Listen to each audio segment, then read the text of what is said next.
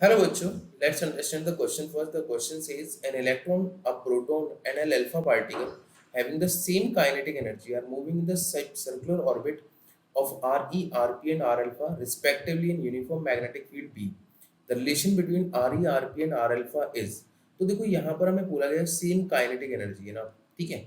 तो हम देखें तो रेडियस का जो फॉर्मूला होता है दैट इज हमारे पास में M V upon Q B, ठीक है, ये फॉर्मूला होता है। तो मैं इसको ऐसे भी लिख सकता हूँ ना, P अपॉन क्यू भी लिख दूँ, that is P is momentum है ना, ठीक है, दैट इज मोमेंटम। इसका मतलब ये हो जाएगा under root of 2mk upon Q into B, इस तरह से बन रहा है मेरे पास में ना। अब देखो अगर मैं इलेक्ट्रॉन की बात करूँ तो charge of electron is equal to charge of proton हो गया, ठीक है, और charge of alpha particle that is twice of charge of proton हो गया, ठीक है, सिंपल बात है। मास ऑफ इलेक्ट्रॉन जो अगर है मास ऑफ इलेक्ट्रॉन की अगर बात करें हम लोग, तो मास ऑफ इलेक्ट्रॉन जो होता है कम होता है मास ऑफ प्रोटॉन से, और इनमें सबसे ज्यादा मास ऑफ अल्फा पार्टिकल होगा, ठीक है, कुछ इस तरह से। ओके, अब देखो अगर देखा जाए तो यहाँ पर अगर समझे हम लोग, तो जो आर है, आर अगर मान लीजिए इलेक्ट्रॉन के लिए देखें तो ये हो जाएगा under root of 2m k, m electron लिख दिया, that is charge of electron into B, है ना, इस तरह से।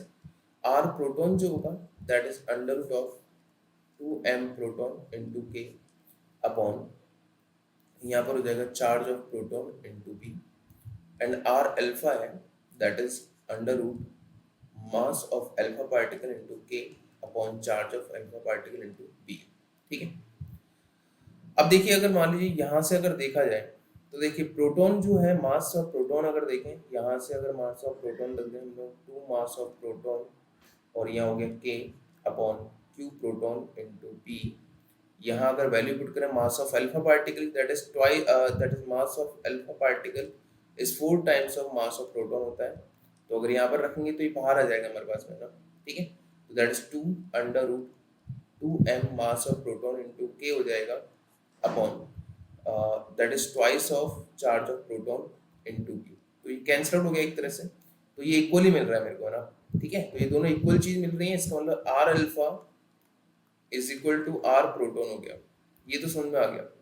अब देखो इनकी रेडियस जो होगी, अगर बाद में देखें मास ऑफ इलेक्ट्रॉन की बात हो तो मास ऑफ इलेक्ट्रॉन कम होता है प्रोटॉन से, और चार्ज ऑफ इलेक्ट्रॉन की बात हो तो सेम है, तो यहाँ मास पे डिपेंडेंसी होगी प्रोटॉन के रिलेटिवली।